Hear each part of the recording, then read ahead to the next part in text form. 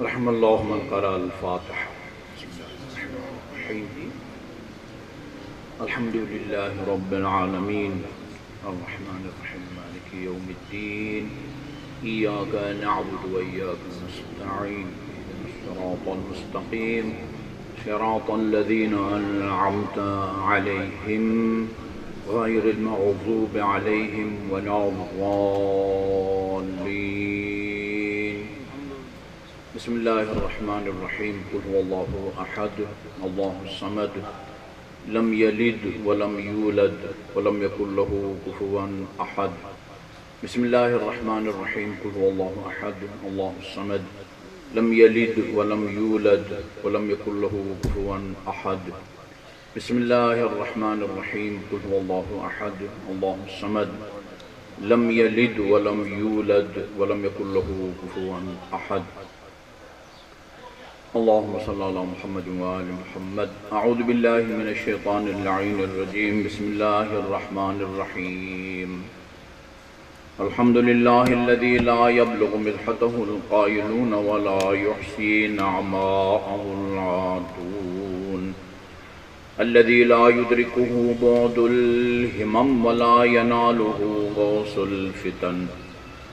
والصلاة والسلام على خير خلقه وأشرف بريته الذي سمي في السماء بأحمد وفي الأرضين بالقاسم محمد.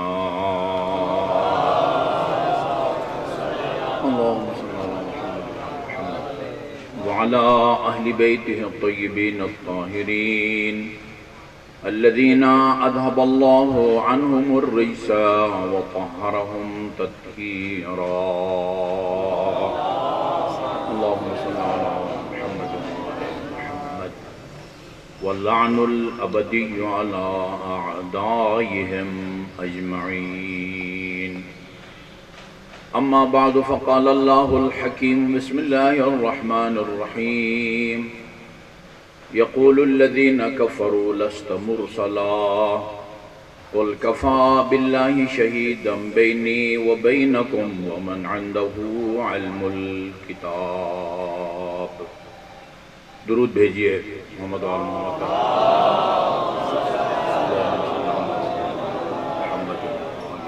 محمد. قرآن مجید کی ایک آیت ہے وَسَارِعُوا إِلَى مَغْفِرَةٍ مِّن رَبِّكُمْ. اپنے رب کی مغفرت کے حصول میں جلدی کرو.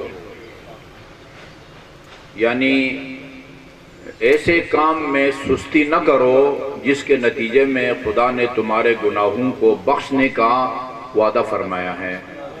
وَسَارِعُوا إِلَى مَغْفِرَةٍ مِّن رَبِّكُمْ. اور وَجَنَّةٍ عَرْضُهَا السَّمَاوَاتُ وَالْأَرْضُ. پہلا عرض عین کے ساتھ ہے چوڑائی کے معنی میں. دوسرا عرض الف کے ساتھ ہے وہ زمین کے معنی میں ہے. اور اس جنت کے حصول میں بھی جلدی کرو کہ جس کی صرف چوڑائی زمین اور آسمان کے برابر ہے. اچھا جی، کیا کریں جس کے نتیجے میں خدا گناہوں کو بخشتا ہے؟ خدا نے قرآن میں بھی فرمایا ہے کہ کن کن تمہارے اعمال کے نتیجے میں تمہارے گناہوں کو بخشوں گا. اور محمد و آل محمد کی معتبر اور مستند روایات میں بھی ہم کو بتایا گیا ہے کہ خدا کن اعمال کے نتیجے میں اس نے بخشنے کا وعدہ کیا ہے. جن اعمال کے نتیجے میں اللہ تعالیٰ نے گناہوں کو بخشنے کا وعدہ کیا ہے ان میں سے ایک محمد اور آل محمد پر صلوات بھیجنا ہے.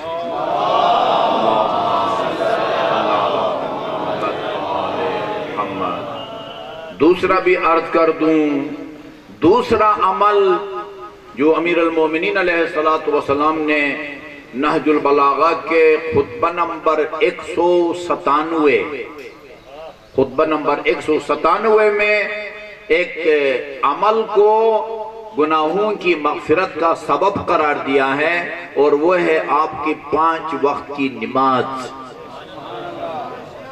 آپ یہ نہ سمجھیں کہ 5 وقت کی نماز کے نتیجے میں آپ کا صرف فرض ادا ہوتا ہے۔ جہاں 5 وقت کی نماز پڑھنے سے آپ کا فرض ادا ہوتا ہے، علی علیہ السلام فرماتے ہیں فَإِنَّهَا تَحُطُّ الذُّنُوبَ حَتَّى الْوَرَقِ۔ کل ایک جملہ میں نے عرض کیا تھا ذمہ داری کے ساتھ، اس کو اپنے دل و دماغ کے صفحے پر بٹھا دیں۔ علی کے اقوال بالواسطہ خدا کا قول ہوتا ہے۔ علی اپنی طرف سے کچھ نہیں کہتا، وہی کچھ کہتا ہے جو رسول خدا سے سنا ہوا ہوتا ہے، اور رسول خدا کے بارے میں خدا خود فرماتا ہے جب تک وحی نہیں ہوتی اس وقت تک میرا حبیب بولتا نہیں ہے۔ ما ينطق عن الهوى ان هو الا وحی یوحی۔ اس لیے بڑے اعتماد کے ساتھ ہم کہہ سکتے ہیں کہ علی کا قول بالواسطہ، صرف علی نہیں، مہدی موعود سے لے کر علی تک یہ 12 امام جو بات کرتے ہیں بالواسطہ وہ خدا کی بات ہوتی ہے، یہ اپنی طرف سے کچھ بھی نہیں کہتے ہیں۔ یہ نماز وہ مختصر سا وہ خطبہ ہے، سنا دوں یا نہ سناؤں؟ فرماتے ہیں تعاہد امر الصلاۃ۔ تعاہد کا مطلب ہوتا خیال رکھو، تعاہد امر الصلاۃ، نماز کا خیال رکھو، وحافظوا علیہا، اس کی پابندی کرو، واستکثروا بہا، وہ کثرت سے پڑھا کرو۔ ایک تاریخی چھوٹا سا واقعہ یاد آ رہا ہے، جناب مسلم ابن عقیل سفیر حسین کس کے گھر ٹھہرے ہوئے تھے؟ ہانی بن عروہ کے گھر ٹھہرے ہوئے تھے۔ ابن زیاد کو اس کا پتہ نہیں تھا، اس نے اپنے غلام معقل، اہل سنت کی کتاب ہے الاخبار الطوال، اس کے اندر یہ واقعہ لکھا ہوا ہے، اس نے اپنے غلام معقل کو 1,00,000 درہم دیا، کہا یہ 1,00,000 درہم لگاؤ، سراخ لگاؤ کہ مسلم ابن عقیل کس کے گھر ٹھہرے ہوئے ہیں۔ وہ اس نے سوچا کہ جب مسلم ابن عقیل ہے تو اس کا تعلق مسجد میں آنے والے جانے والے لوگوں سے ہوگا۔ وہ کوفہ کی مسجد میں گیا اور وہ ایک بزرگ کو دیکھا کہ وہ نماز پڑھ رہے ہیں، اور بعض روایات میں ہے وہ مسلم بن اوسجہ تھے جو کربلا میں شہید ہوئے، شہداء کربلا میں سے ایک مسلم ابن اوسجہ تھے۔ کہا کہ اس سے پتہ کرتے ہیں۔ وہ کہتے ہیں کہ وہ نماز انہوں نے پڑھی، آخری رکعت السلام علیکم ورحمۃ اللہ وبرکاتہ، پھر کھڑے ہو کے دوسری نماز کی وہ نیت کی۔ پھر کہاں چلیں، جب دوسری نماز ختم ہو جائے جلدی جا کے ان کے بارے میں وہ دریافت کروں گا۔ دوسری نماز پڑھنے کے بعد پھر تیسری کے لیے پھر نیت باندھی تو وہ ابن زیاد کا غلام کہتا ہے قلت فی نفسی، یکی بعد دیگری نمازیں پڑھتے ہوئے میں نے دل میں سوچا یقیناً یہ کوئی شیعہ ہوگا۔ قلت فی نفسی انہو، یہ الاخبار الطوال کے اندر لکھا ہوا ہے۔ اور ہمارے معاشرے میں مذاق اڑایا جاتا ہے، نمازی کیا کہتے ہیں؟ مسیح توڑ۔ میں نے ابھی چند دن پہلے ایک بندے خدا کی وہ تقریر سنی ہے، کہا میں نے پورے قرآن کو چھانا ہے۔ کتنا بڑا جرم ہے، کون اس کا منہ بند کرے گا؟ میں نے پورے، وہ بات کرتا ہے کہ لوگ وہ ماتم اور نماز میں مقابلہ کرواتے ہیں، ماتم اور نماز میں مقابلہ کرواتے ہیں۔ بھئی کون ماتم اور نماز میں مقابلہ کرتا ہے؟ ماتم کا اپنا حکم ہے، نماز کا اپنا حکم ہے۔ ماتم کی اپنی حیثیت ہے جی، اور نماز کی اپنی حیثیت ہے۔ وہ ماتم کراتے پھر کہتے ہیں میں نے پورے قرآن کو چھانا ہے۔ اللہ تعالیٰ نے قرآن میں نمازی پر لعنت بھیجی ہے، ماتمی پر لعنت نہیں بھیجی۔ کدھر لعنت بھیجی ہے بھئی اللہ تعالیٰ نے قرآن میں؟ کہاں بھیجی ہے؟ اور اس آیت کی نشاندہی کروں کہ جو اس کے خیال میں جس میں نمازی پر لعنت بھیجی گئی ہے، سیم یہی دلیل یزید نے شراب خوری کے جواز کے لیے پیش کی تھی۔ سیم یہی دلیل وہ پڑھی نہیں، اس نے آیت نہیں پڑھی، لیکن مجھے پتا ہے کہ اس کا اشارہ کس آیت کی طرف ہے۔ وہ اشارہ کیا ہے؟ وَيْلٌ لِّلْمُصَلِّينَ، ویل ہے، ہلاکت ہے، بربادی ہے، یا آپ کہیں لعنت ہے کس پر؟ نمازیوں کے لیے۔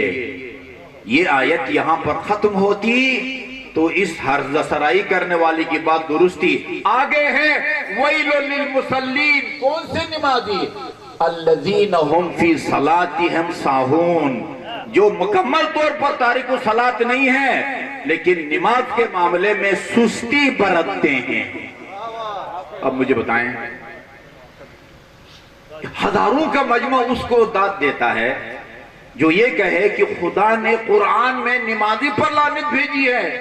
رسول خدا اصحاب کے ساتھ ہوتے تھے ظہر کے قریب اور بلال سے کہتے تھے ارحنا یا بلال، بلال جاؤ جلدی آذان دو، یہ ہماری بے قراری کی کیفیت کو ختم کرو۔ اور نماز کے لیے میں بے قرار ہوں، اس وقت تک سکون نہیں ملتا مجھے جب تک میں نماز۔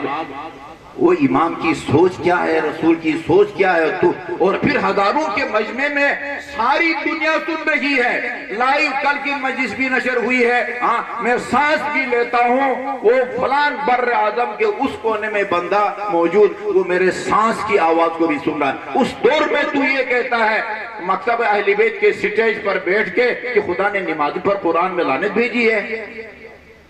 علامہ علی نقوی نے ایک کتاب لکھی ہے شہید انسانیت، اس کو پڑھیے، واقعہ کربلا کا پس منظر انہوں نے لکھا ہے شہید انسانیت۔ اس کے اندر یزید کی طرف یہ منسوب شعر لکھا ہے، یزید نے کہا ما قال ربک ویل للشاربین، تیرے رب نے قرآن میں کہیں بھی یہ نہیں فرمایا کہ شاربین یعنی شراب خور کے لیے ویل ہے، ہلاکت ہے یا وہ لعنت ہے، بل قال ربک ویل للمصلین، اور تیرے رب نے تو کہا ہے مصلی یعنی نماز گزار پر ویل ہو۔ مجھے بتائیں کہ اس کے طرز دلیل استدلال اور اس کے طرز استدلال میں کیا فرق ہے؟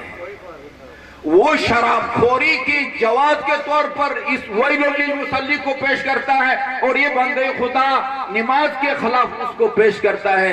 اچھا، اگر آیت کا ایک ٹکڑا پڑھیں دوسرا ٹکڑا نہ پڑھیں، وہ دوسری آیت میں ہے لا تقربوا الصلاۃ، وہ نماز کے قریب بھی نہ جاؤ، نیڑے نہ لگو۔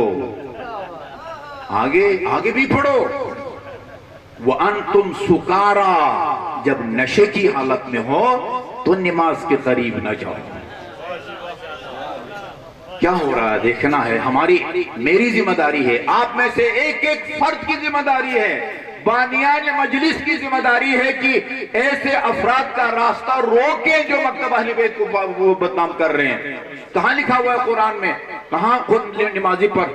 میرے دوست، اگر خدا نے تجھے توفیق نہیں دی ہے، نہیں پڑھتا تو نہ پڑھ، دوسروں کو تو نہ روک، ان کا بھی تو ذمہ دار ہوگا۔ اس کے کہنے پر اگر ایک رسول خدا کا ایک فرمان آپ کی خدمت میں عرض کرتا ہوں، بآواز بلند درود بھیجیں۔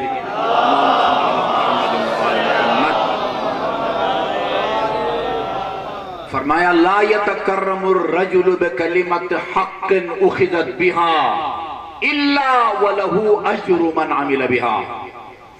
کوئی بھی بندے خدا جو سٹیج پر آ کے علامہ کے نام سے، حجت الاسلام کے نام سے، ذاکر کے نام سے، فلان کے نام سے، فلان کے نام سے آ کے کوئی حق کی بات کرے، حق کی بات کہاں سے ملے گی؟ یا قرآن سے ملے گی یا اہل بیت سے ملے گی۔ جس کی بات قرآن اور اہل بیت کے مطابق ہو، اخذت بہا، اور مجمع اس حق کی بات کو لے کر عمل کرے، جتنا اجر اور ثواب یہ عمل کرنے والے مجمع کو ملتا ہے، اتنا ہی اجر اور ثواب حق کی بات کرنے والے خطیب کو بھی ملتا ہے۔ میں ایک مثال دیتا ہوں بڑا ایمان افروز۔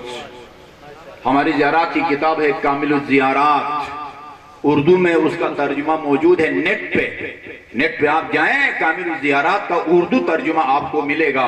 اس کے اندر یہ روایت موجود ہے، ام المومنین سے رسول خدا صلی اللہ علیہ وسلم نے فرمایا جو میرے نواسے کی قبر کی زیارت کرے عارفاً بحقہ، بشرطی کہ اس کے دل میں میرے نواسے کی معرفت ہو۔ معرفت کا مطلب وہ شناختی کارڈ والی معرفت نہیں ہے، رسول اور بطول کا علی اور بطول کا بیٹا مانتا ہو، ابو طالب کا پوتا مانتا ہو، خدیجہ الکبریٰ کا نواسا، رسول کا نواسا نہیں۔ کیا مطلب حسین کی معرفت کا؟ حسین کی معرفت کا مطلب یہ ہے کہ حسین کو معصوم اور خدا کی حجت سمجھے اور اپنا دین حسین سے لے کر اس پر عمل کرے، اس کو کہتے ہیں معرفت۔ اگر کوئی کہتا ہے میں پنجتن پاک کا ماننے والا ہوں لیکن اپنا دین پنجتن سے نہیں لیتا، وہ اپنے آپ کو بھی دھوکہ دے رہا ہے اور آپ کو بھی دھوکہ دے رہا ہے۔ عارفاً بحقہ حسین کو اپنا، صدام کی بھی تصویریں بنی ہوئی ہیں، نواسۂ پیغمبر کے قبر کے سامنے سینے پر ہاتھ رکھ کے سلام کر رہا ہے، اور ابھی بھی آپ جا کے دیکھیں صدام کے حکم سے جو گولیاں برسائی گئی ہیں ان کے نشان ابھی تک حرم امام حسین کی دیوار پر موجود ہیں، انہوں نے ریکارڈ کے طور پر رکھا ہوا ہے۔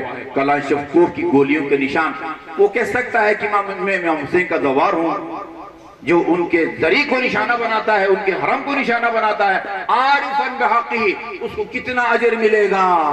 فرمایا ایک قبول شدہ حج اور ایک قبول شدہ عمرے کا ثواب ملے گا۔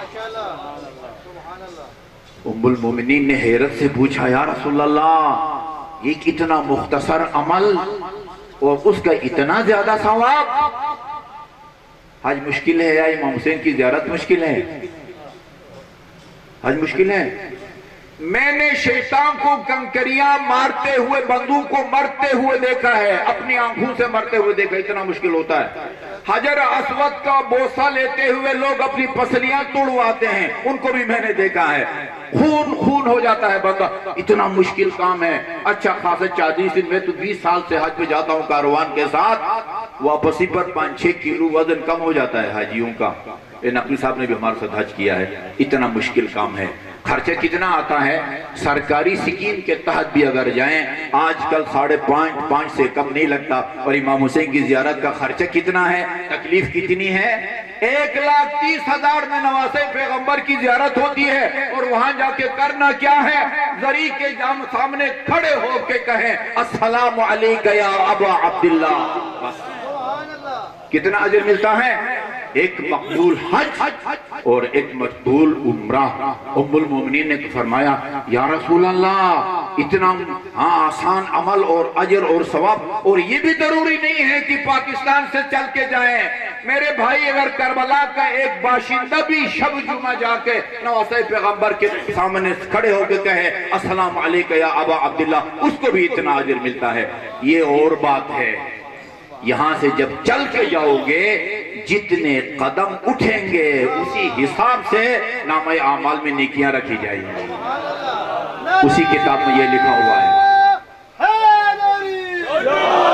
اللہ نے حسین کو کہ جس نے اپنی جان، اصحاب کی جان، اولاد کی جان اور ان سب سے زیادہ عزیز بہنوں کے پردوں کی قربانی دی اسلام کی حفاظت کے لیے، اللہ نے 4 انعاموں سے نوازا ہے نواسۂ پیغمبر کو، 4 صلے دیے ہیں نواسۂ پیغمبر کو اللہ تعالیٰ نے۔ سب سے پہلا اس دعا کے ساتھ کہ پہلی فرصت میں اللہ تعالیٰ آپ کو اس قبے کے نیچے پہنچا دے۔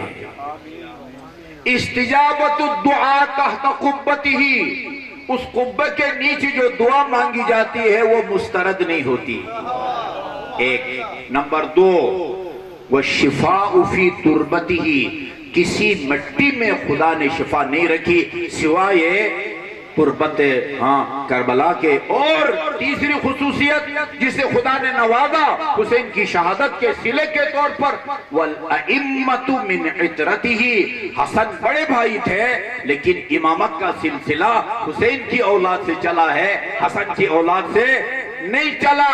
اور آخری خصوصیت کیا ہے؟ جو آدمی کربلا جاتا ہے یا آتا ہے، اب وہ 6 مہینے لگتے ہیں، سال لگتا ہے، یہ اس کی عمر میں سے کاٹے نہیں جاتے۔ پنجاب میں کہتے ہیں اس کو جھونگا، بچے جاتے ہیں دکاندار سے چینی خریدتے ہیں، چائے خریدتے ہیں. ہم لاہور میں ہوتے تھے، وہ انکل جی چچا جی چونگا دیو، وہ آگے تھے، ہاں کوئی ایک تھوڑی سی چینی یا ٹافی اس کے ہاتھ پر رکھتا تھا. جو امام حسین کی زیارت میں ہمارے علاقے سے گلگت سے کشمیر کے راستے کربلا تک پیدل جانے والے زواروں کا نام لیا جاتا ہے.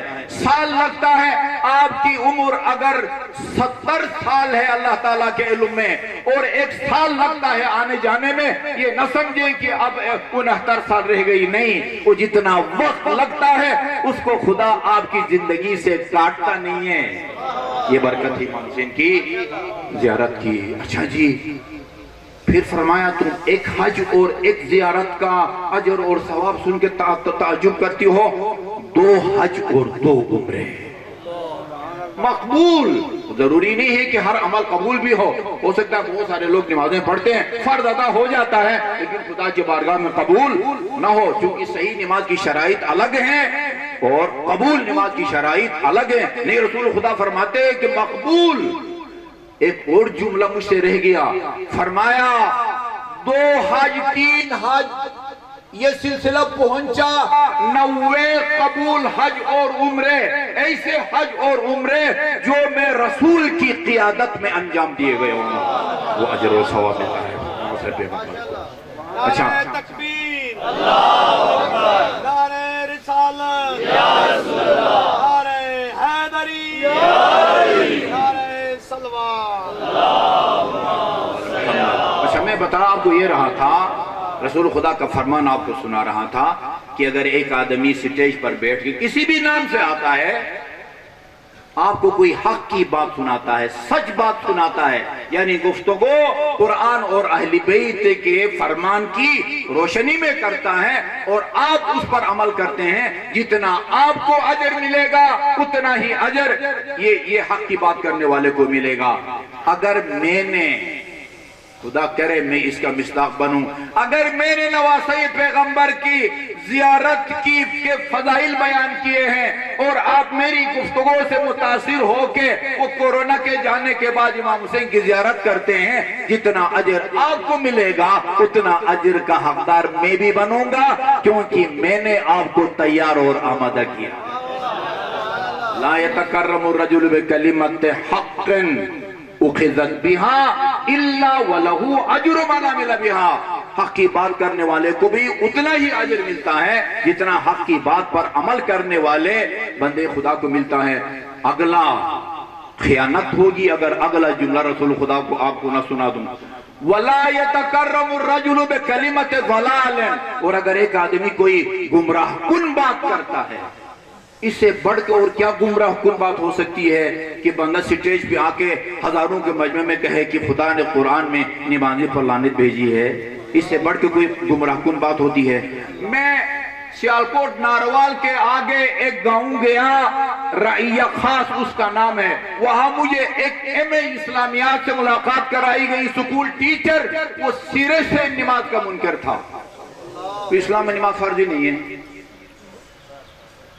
تارک الصلاۃ بہت ملیں گے آپ کو، لیکن تارک الصلاۃ وہ دائرہ اسلام سے خارج نہیں ہوتا. ہمارے ساتھ ایک بندے نے حج کیا، اسلام آباد کی بلیو ایریا میں ان کے کئی پلازے ہیں. انہوں نے مکہ میں میرے سامنے اعتراف کیا، آغا جی میں نے ساری زندگی نہ کوئی نماز پڑھی ہے نہ کوئی روزہ رکھا ہے. اس سے پوچھو کہ نماز فرض ہے یا نہیں ہے. وہ کہتا ہے نماز فرض ہے. میں اپنے بیٹوں سے کہوں گا کہ ہاں میرے مرنے کے بعد جو ہے نا میری طرف سے وہ نمازیں پڑھوا دو.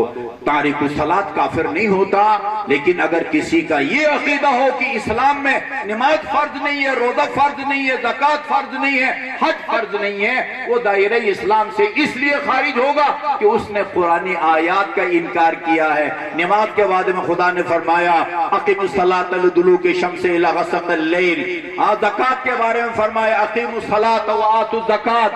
حج کے بارے میں فرمایا للہ علی الناس حج البیت من استطاع الیہ سبیلا واللہ غنی عن العالمین. اتنی آیات کا انکار لازم آتا ہے. اگر بندہ کہے کہ اسلام میں روزہ فرض نہیں ہے، حج نہیں ہے، حج نہیں کرتا تو گناہگار ہے، نماز نہیں پڑھتا تو گناہگار ہے، زکوٰۃ نہیں دیتا تو گناہگار ہے، روزہ نہیں رکھتا تو وہ گناہگار ہے، لیکن سرے سے ان کا انکار کر دے کہ اسلام میں فرض ہی نہیں ہے، یہ کیا اس سے کیا ظاہر ہوتا ہے کہ اس کا مطلب کہ ان قرآنی آیات کا انکار کر رہا ہے۔ جی تعاہدوا امر الصلاۃ وحافظوا علیہا واستکثروا بہا، کثرت سے پڑھا کرو، کثرت سے۔ صرف 5 وقت کی نماز پڑھنے والے کو نہیں کہا جاتا کہ وہ کثرت سے نماز پڑھتا ہے۔ علی ہم سے کثرت سے نماز پڑھنے کی وتقربوا بہا، اس کے ذریعے خدا کا قرب حاصل کرو، خدا کا قرب۔ ایک مزاج بن گیا ہے قومی، جو آدمی آ کے جتنی سامعین کو مومنین کو آزادی دے وہ اتنا مقبول ہو جاتا ہے، اور جن کے اگر کوئی آ کے دوش پر ذمہ داریاں رکھتا ہے وہ اسلام میں یہ بھی ہے یہ بھی ہے تب جنت میں جاؤ گے، وہ بیچارہ ناپسندیدہ قرار پاتا ہے، وہ اس کی پہلی اور آخری مجلس ہوتی ہے۔ ہاں تقربوا بہا، نماز کے ذریعے خدا کا قرب حاصل کرو۔ اس کے بعد علی علیہ السلام نے فرمایا اما سمعتم جواب اہل جہنم حین سئلوا ما سلککم فی سقر، کیا تم نے وہ دوزخیوں کا وہ جواب نہیں سنا جب ان سے پوچھا گیا ما سلککم فی سقر؟ سقر وہ جہنم کے ایک خاص کلاس کا نام ہے، وہ تمہیں کس جرم میں یہاں ڈال دیا گیا ہے جہنم میں؟ یہ میں آپ کو کوئی ضعیف راوی کی روایت نہیں سنا رہا، اس امام کی روایت سناتا ہوں جس کی باتیں بالواسطہ خدا کی باتیں ہوتی ہیں۔ ما سلککم فی سقر، کس جرم میں تم کو یہاں وہ گھسیٹا گیا ڈال دیا گیا ہے؟ قالوا لم نک من المصلین، نہیں کہا خدا کا انکار کرتے تھے، نہیں کہا رسول کا انکار کرتے تھے، نہیں کہا امامت کا انکار کرتے تھے، قالوا لم نک من المصلین، یعنی جہنم میں جانے کے اسباب بہت سارے ہیں، ان میں سے یہ ایک ہے کہ وہ کہیں گے کہ ہم تارک الصلاۃ سے کیا کریں، اپنی آسانی کے لیے اس آیت کو قرآن سے نکالیں، کوئی ہمت ہے جرت ہے تو اس کو نکالے، جان چھوٹ جائے گی نماز سے، ایسا تو نہیں ہوتا۔ اس کے بعد فرمایا ہاں وَلَقَدْ شَبَّهَهَا رَسُولُ اللَّهِ، عجیب ہے، ایک دفعہ میں نے اپنی مسجد میں اس کا وہ ایک کیلنڈر وہ چارٹ سا بنوایا تھا، اس فرمان کا نیچے ترجمے کے ساتھ ایک مومن نے چھپوایا تھا، یہ وَلَقَدْ شَبَّهَهَا رَسُولُ اللَّهِ بِالْحُمَّةِ عَلَى بَابِ رَجُلٍ، رسول خدا نے 5 وقت کی نماز کو اس گرم چشمے سے تشبیہ دی ہے جو تم میں سے کسی کے گھر کے دروازے پر قدرتی طور پر پھوٹتا ہو۔ کوئی پائپ لائن آپ نہیں لائے حکومت کو درخواست دے کے، خود بخود آپ کے گھر کے دروازے پر گرم چشمہ، وہ جیسے گیزر کا پانی گرم ہوتا ہے، یغتسل منہا کل یومن 5 مرات، اور گھر کا مالک دن میں بلا ناغا 5 مرتبہ اس پانی سے نہاتا ہو صابن لگا کے، البتہ ادھر صابن کا ذکر نہیں ہے، میں نے بڑھایا ہے، ٹھیک ہے جی، فما یبقى علیہ شیء من الدرن، جی جس کے جسم پر وہ 5 مرتبہ وہ نہائے، ممکن نہیں ہے کہ اس بندے خدا کے جسم پر کوئی میل کچیل باقی رہ جائے۔ اسی طرح فإنها تحط الذنوب حتى الورق، یہ 5 وقت کی نماز جو تم پڑھتے ہو یہ بھی تمہارے گناہوں کو اس طرح جھاڑتی ہے جس طرح موسم خزاں کی سردی درخت کے پتوں کو جھاڑتی ہے۔ اگر کسی کو یہ خطبہ ناگوار گزرا ہو تو میں معذرت خواہ ہوں، ٹھیک ہے جی۔ یعنی ابھی اور بھی چیزیں ہیں، ایک نماز جس کے نتیجے میں صرف فرض ادا نہیں ہوتا، اور گناہ بھی بخشے جاتے ہیں، اور محمد اور آل محمد پر صلوات باواد بلند درود بھیج کے اپنے گناہوں کو بخشوائیں۔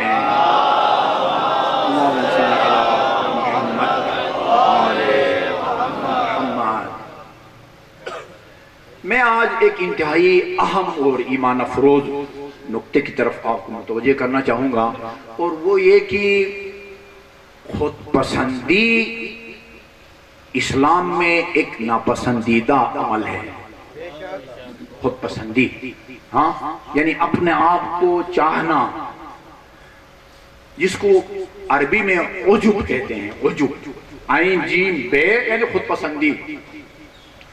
پھر اس کے بعد خود پسندی کے بعد کبر، यानी ये एहसास कि मैं सबसे बड़ा आलिम हूँ, मैं सबसे ज्यादा ताकतवर हूँ, सबसे ज्यादा मुआशरे में मैं मोहतरम हूँ, सबसे ज्यादा मैं मालदार हूँ, यानी अपनी बड़ाई का एहसास इजहार न करे, सिर्फ अपनी बड़ाई का एहसास, उसको क्या कहते हैं? किब्र। और तकब्बुर क्या है? तकब्बुर ये है कि अमली तौर पर या जुबानी उसका मुजाहरा करे और तू चीज क्या है, हाँ, और तेरे पास क्या इल्म है, जाहिल आदमी, वो इल्म का समंदर तो मेरे सीने में है, ये क्या है? ये तकब्बुर है। बातें समझ आ रही है ना? खुद पसंदी बुरी बात है, हाँ, अपने कमालात का मुजाहरा करना क्या है? बुरी बात है। लेकिन हमें ये नजर आता है, इसी तरह अपने आबा व अजदाद की तारीफें करना, मेरा बाप ऐसा था, मेरा दादा ऐसा था, मेरा मामा ऐसा था, ये भी काबिल तारीफ बात, ये काबिल मज़म्मत बात है। लेकिन हमें रसूल और अहले बैत रसूल के रिवायात में ये चीज नजर आती है कि अली कभी अपनी शुजाअत के कसीदे पढ़ते हैं,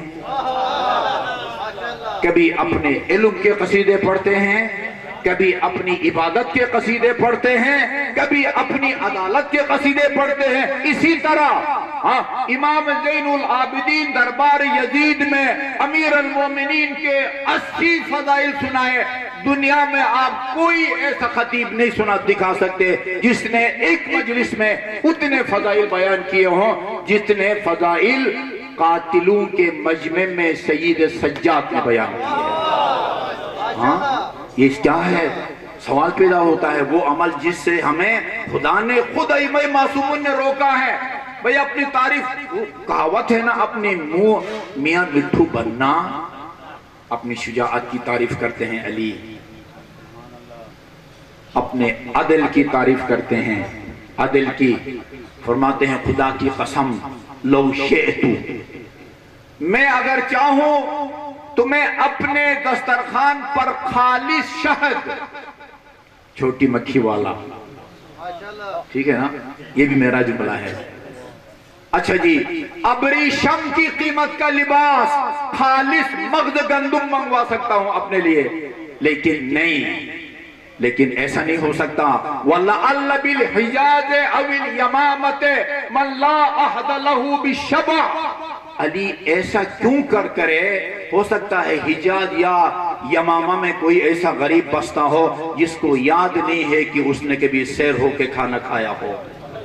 मैं मुसलमानों का इमाम आदिल हूं और मुझे खुदा की तरफ से हुक्म यह है कि अपना तर्ज जिंदगी मुआशरे के सबसे गरीब फर्द के बराबर रखो, अपने गरीब। ये अपनी अदालत का कसीदा है, अपनी अदालत का कसीदा। अपनी शुजाअत और बहादुरी के कसीदे पढ़ते हैं नहजुल बलागे के अंदर, कसम खा के, कसम। अली अगर कसम न खाएं तो हम अली की बात पर एतबार नहीं करेंगे? यकीनन करेंगे। नहीं, खुदा ने भी कसमें खाई हैं, इंजीर की भी कसम खाई है, अल्लाह तीन की भी जो है ना वो कसम खाई है, हाँ, बहुत सारी चीजों की कसम खाई है, रसूल खुदा ने भी कसम खाई है। वल्लज़ी, और मैं किसी दिन तफसील के साथ सुनाऊंगा, जब आपने वो मन कुन्तु मौला फ़हाज़ा अली मौला का ऐलान किया, वो आने वाले ने आके कहा कि ये जो आपने ऐलान किया है, मैं खुलासा अर्ज कर रहा हूँ, तफसील फिर कभी अर्ज करूंगा, ये ऐलान आपने अपनी तरफ से किया है या खुदा के हुक्म से?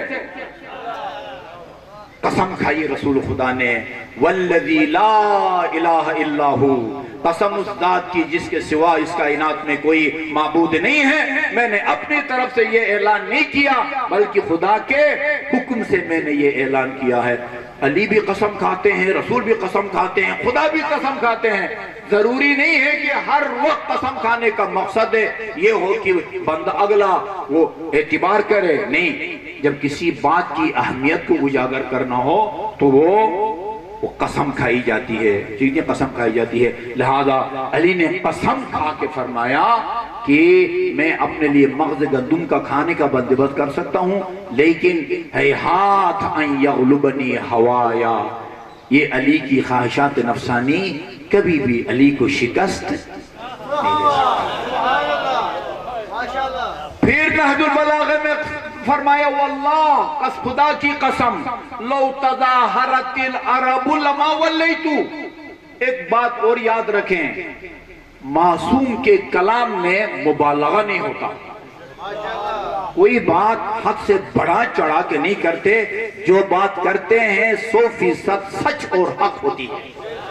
یہ واللہ خدا کی قسم لو تظاہرت العرب علیہ، اگر پوری دنیا یہ عرب اس زمانے میں ہزاروں میں تھی، لاکھوں میں تھی، کسی میدان جنگ میں پوری دنیا یہ عرب علی کے مقابلے میں آ جائے، یعنی میدان میں ایک طرف پوری دنیا یہ عرب اور ایک طرف علی، لما ولیتو، علی کبھی بھی ان کو پشت نہیں دکھائے گا. لو تظاہرت العرب لما ولیتو، ان کو پشت نہیں دکھاؤں گا.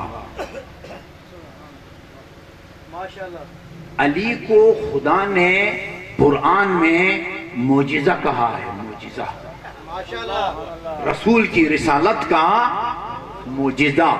وہ تفصیل بعد میں بیان کروں گا. ابھی فی الحال سربستہ طور پر یہ نوٹ کریں کہ یہ آیت جو میں نے آپ کے سامنے تلاوت کی ہے، خدا اپنے حبیب سے فرماتا ہے یقول الذین کفروا لست مرسلا. یہ کافر آپ کی رسالت کا انکار کر رہے ہیں، کہتے ہیں آپ اللہ تعالیٰ کی طرف سے بھیجے ہوئے رسول نہیں ہیں. یہ جو آپ کی رسالت کا انکار کرتے ہیں نا، آپ ان کو کہیے قل کفا باللہ شہیدا بینی و بینکم ومن عنده علم الکتاب. ساری دنیا میری رسالت کا انکار کرے، میری رسالت کے ثبوت کے لیے دو ہستیاں کافی ہیں، ایک اللہ یعنی اللہ کی کتاب، اور دوسرا وہ جس کے پاس بائے بسم اللہ سے لے کر والناس کے سین تک کتاب خدا کا علم ہے، اور اس سے مراد علی علیہ السلام. یہ صرف ہماری کتابوں میں نہیں ہے. کل میں نے آپ سے وعدہ کیا ہے کوئی ایسی بات نہیں کروں گا جو تمام مسلمانوں کے لیے قابل قبول نہ ہو. جی شیخ محسن علی نجفی نے وہ کل کوئی اعلان کر رہے تھے کہ شیخ محسن علی نجفی خطاب کریں گے. وہ اسلام آباد کے ڈی سی کی طرف سے بھی ایک وہ پریس ریلیز جاری ہو گیا ہے کہ وہ کچھ اہل سنت کے مولوی عبدالعزیز فلان فلان فلان، میرا بھی نام لیا گیا، محمد شفا نجفی اور شیخ محسن علی نجفی، ان کی اسلام آباد میں داخلے پر پابندی ہے. بابا ہم رہتے ہی اسلام آباد میں ہیں. اس بیچارے کو اتنا بھی پتہ نہیں ہے کہ ہماری رہائش کدھر ہے. جی وہ شیخ محسن علی نے زندگی میں کبھی مجلس پڑھی نہیں ہے، مفسر قرآن ہے. انہوں نے قرآن کا ترجمہ کیا ہے بلاغ القرآن کے نام سے، اور 10 جلدوں پر مشتمل الکوثر وہ انہوں نے تفسیر لکھی ہے. اس آیے کریمہ کی مختصر تفسیر میں حاشیے میں لکھتے ہیں تمام شیعہ مفسرین کا اتفاق ہے من عنده علم الکتاب سے مراد امیر المومنین علی ابن ابی طالب علیہ السلام.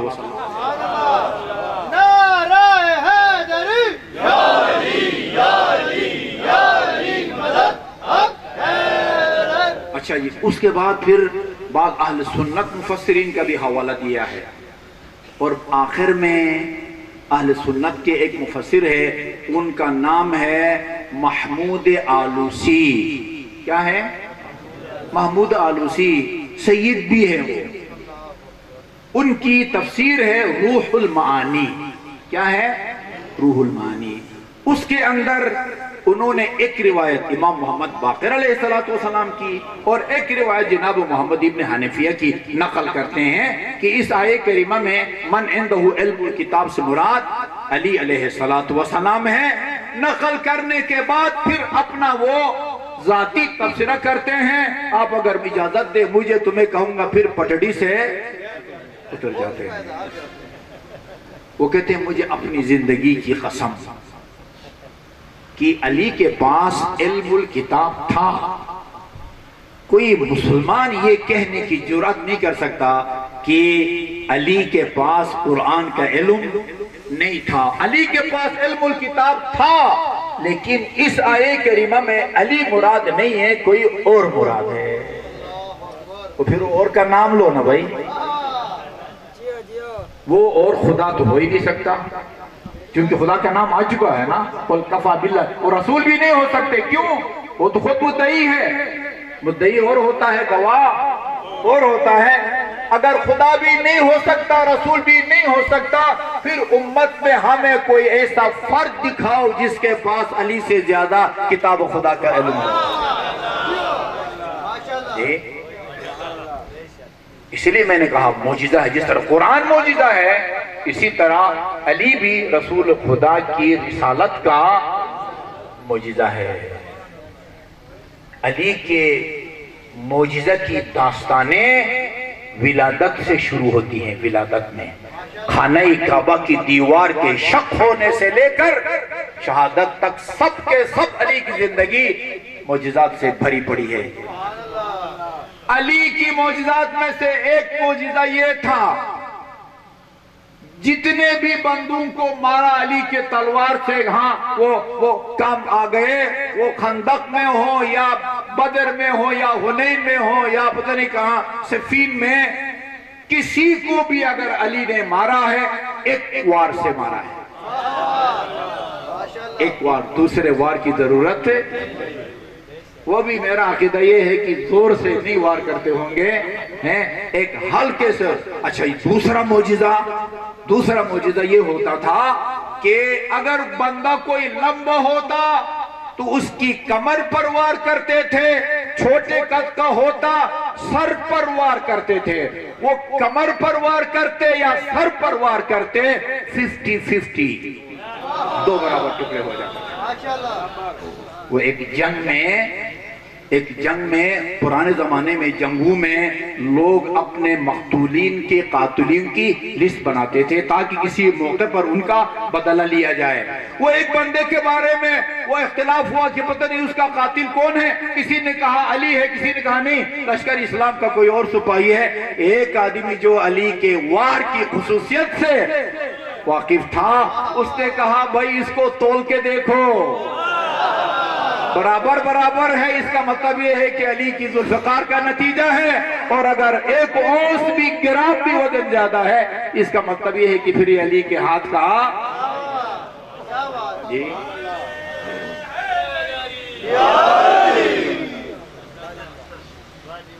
یہ کیوں اپنی فضائل بیان کرتے ہیں امیر المومنین؟ ہمیں اپنی تعریف کرنے سے روکتے ہیں، ہمیں باپ دادا کی تعریف کرنے سے روکتے ہیں، خود اپنی تعریف کرتے ہیں، کبھی شجاعت کا قصیدہ، کبھی علم کا قصیدہ، پھر قسم کھاتے ہیں واللہ لو سنیت لی الوسادہ۔ علم کا قصیدہ ہے یہ، ضروری نہیں کہ سور میں پڑھا جائے، ٹھیک ہے جی، یہ بھی قصیدہ ہے۔ لو سنیت لی الوسادہ، خدا کی قسم اگر علی کو مسند خلافت پر بٹھا دیا جائے، لحکمت بین اہل التوراۃ من توراتہا، فریقین جو میرے پاس آتے ہیں میری عدالت میں، وہ اگر تورات کے ماننے والے ہیں ان کا فیصلہ میں تورات کی روشنی میں کروں، وبین اہل الزبور من زبورہم، اور اس زبور ماننے والوں کا فیصلہ زبور، وبین اہل الانجیل من انجیلہم، وبین اہل الفرقان من فرقانہم، قرآن کا دوسرا نام فرقان ہے، اور اگر فریقین کا تعلق مسلمانوں سے ہے ان کا فیصلہ میں قرآن کی روشنی میں حتی ینطق کل کتاب بأن علی نطق بالحق، ہر کتاب بول اٹھے گی خدا کی قسم علی نے وہی فیصلہ سنایا جو میرے سینے میں محفوظ تھا۔ کیوں اپنی تعریف کرتے ہیں؟ کیوں اپنی تعریف کرتے ہیں؟ یہ سوال ابھی تک اپنی جگہ پر موجود ہے۔ جس کام سے ہم کو روکتے ہیں وہ کام خود کیوں کرتے ہیں؟ کیوں سید سجاد نے دربار یزید میں امیر المومنین کے فضائل بیان کیے؟ راز یہ ہے تاکہ لوگ علی کو پہچانیں، تاکہ لوگ علی کی، رسول خدا کو پتہ ہے وقت آئے گا کہ متنازع بنے گا، ہاں علی ابھی بھی ہے، رسول خدا کے بعد سب سے افضل کون ہے؟ ہم کہتے ہیں رسول خدا سب سے افضل علی تھے، باقی مسلمان البتہ سارے تو نہیں، بات کہتے ہیں رسول خدا کے بعد سب سے افضل وہ حضرت ابوبکر ہے، پھر حضرت عمر ہے، پھر حضرت عثمان ہے۔ وہ ہم کسی کی دل آزاری نہیں کرتے۔ میں اگر یہ کہوں کہ رسول خدا کے بعد افضل علی ہیں آپ کو برداشت کرنا پڑے گا، جس طرح آپ کی بات کو میں برداشت کر رہا ہوں اسی طرح میری بات کو آپ کو برداشت کرنا پڑے گا۔ آپ دلاداری ہوتی ہے تو برداشت کریں، جس طرح ہم برداشت کرتے ہیں۔ تو یہ افضلیت کی بات ہے۔ بہت سارے مسائل زیر بحث سے وہ آتے ہیں۔ یہ رسول خدا نے یہ سارے علی کے فضائل اس لیے بیان کریں تاکہ لوگ علی کے مقام اور منزلت کو اور ایک حساس جملہ اس کے خداداد منصب کو سمجھیں اور سمجھ کر علی کو اپنا پیشوا تسلیم کریں۔ اچھا جی،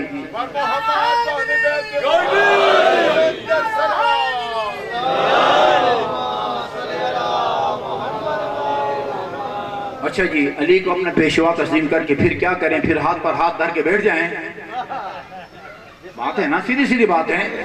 اور یہ میں آپ کو بتاؤں کہ جس کسی کو کوئی اعتراض ہو نا میری گفتگو پر، مجلس میں اچھا نہیں لگتا، مجلس کے بعد آرام سے، اگر ٹائم نہ ہو تو ٹیلی فون نمبر دوں گا، ٹیلی فون پر پوچھ لیجئے کہ حضور آپ نے یہ کہا تھا، اس کا کیا مطلب ہے، یہ کہاں لکھا ہوا ہے۔ میں اپنے ایک ایک بات کا میں ذمہ دار ہوں۔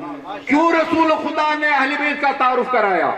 کیوں رسول خدا نے حسن اور حسین کی اتنی تعریف کی؟ عقل دنگ رہ جاتی ہے۔ دنیا میں آپ اس کی مثال نہیں دے سکتے۔ خاتم الانبیاء منبر پر ہے، منبر پر، اور مسجد کے دروازے سے حسین داخل ہوتے ہیں، آپ کا پاؤں الجھ جاتا ہے، دامن میں گر جاتے ہیں، رسول خدا منبر چھوڑ دیتے ہیں، جا کے نواسے کو اٹھا کے اپنے ساتھ منبر پر بٹھاتے ہیں۔ دنیا کی تاریخ میں ایسا آپ نے واقعہ سنا ہے، پڑھا ہے؟ کیوں ایسا، اتنی کیوں اہمیت دیتے ہیں؟ ایک گلی سے گزر رہے تھے، اندر سے ایک بچے کی رونے کی آواز آئی، دستک دی، رسول خدا نے فرمایا کہ دیکھو اس بچے کی رونے کی آواز میرے حسین کی رونے کی آواز سے ملتی ہے۔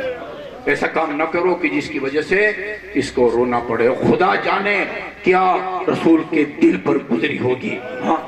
یہی وجہ ہے کہ ولادت کے موقع پر حسین کو یاد کر کے حسین کی شہادت کو رسول، تاکہ لوگ اس کو اپنا پیشوا مانے اور پیشوا مان کے اس کی اطاعت کریں۔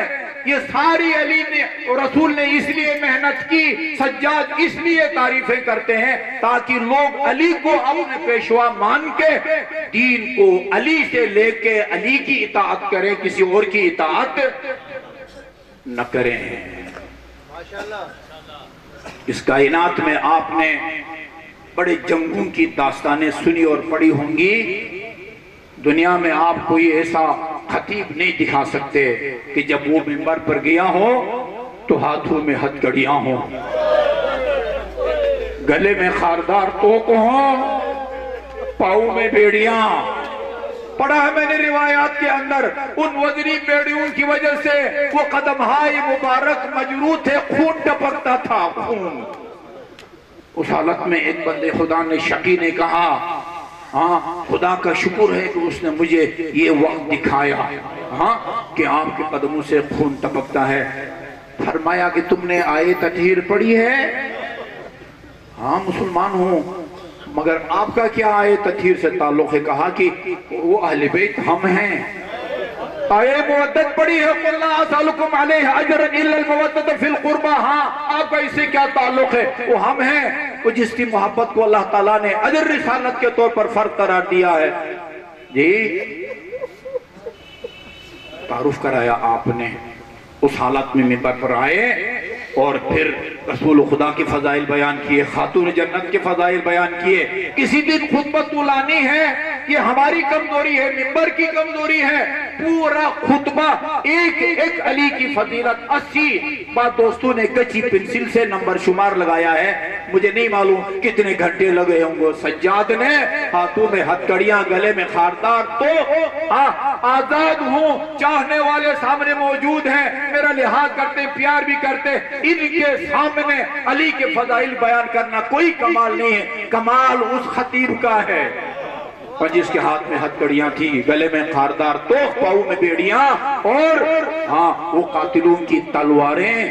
مجمع سارا قاتلین کا ہے، اس میں سب سے پہلے تعارف کرایا رسول خدا کا، انا ابن محمد المصطفیٰ ہاں اگر جو من عرفنی فقط عرفنی، جو مجھے جانتا ہے سو جانتا ہے، ومن لم یعرفنی فانا اعرفہ، سنو میں تعارف کراتا ہوں کہ میں کون ہوں، میں محمد مصطفیٰ کا بیٹا ہوں، میں خدیجۃ الکبریٰ کا بیٹا ہوں، میں فاطمہ الزہرا کا بیٹا ہوں۔ پھر امیر المومنین کے فضائل کو بیان کیے، اس کے بعد پوری مجلس ہے، ہماری مجلس میں پہلے فضائل ہوتے ہیں، بعد میں مصائب، فضائل بیان کرنے کے بعد علی کے فضائل کا سمندر بہانے کے بعد فرمایا انا ابن المقتول من القفا، اس کا بیٹا ہوں جس کو پس پشت سے ذبح کیا گیا کربلا میں، ہاں اس کا بیٹا ہوں جس کی شہادت کے بعد اس کے سر مبارک کو نوک ثنا پر بلند کیا گیا، اور میں اس کا بیٹا ہوں جس کی شہادت کے بعد اسی کے اہل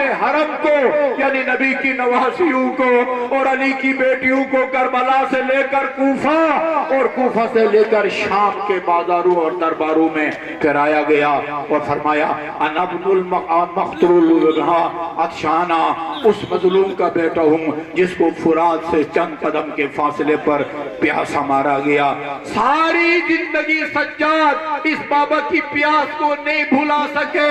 مدینے کا واقعہ ہے، ایک بندہ جانور ذبح کرنے کے لیے اس کو لٹاتا ہے، دیکھا سجاد قریب آ رہے ہیں، جانور کو چھوڑ دیا، سجاد سمجھ گئے کہ کیوں جانور کو چھوڑا ہے، قریب گئے، فرمایا میرے نانا کی شریعت کا حکم ہے حلال گوشت کا جانور کا گوشت آپ مسلمان کے لیے حلال ہے، ضرور ذبح کرو کھاؤ، لیکن یہ بتاؤ ذبح سے پہلے اس کو پانی پلاتے ہو؟